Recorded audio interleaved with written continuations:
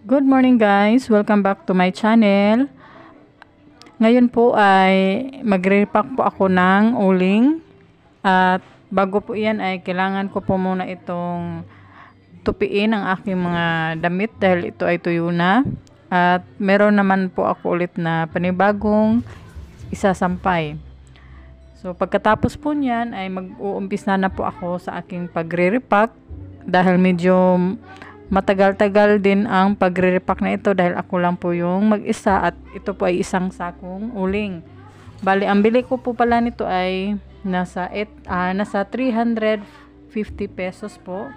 At ang nagawa ko po ay nasa 51 pieces. Bali, ang bintahan ko po dyan ay 10 pesos. So, sa 10 pesos times 51, meron po akong 510 pag ito ay naubos. At i-less po natin sa 350.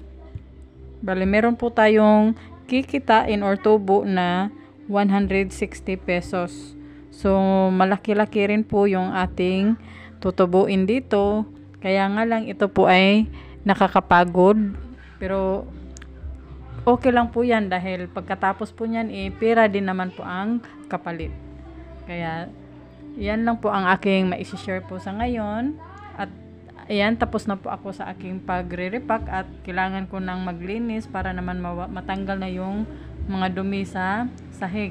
Kaya ilagay ko na sa aking tindahan dahil marami na pong naghahanap. Thank you!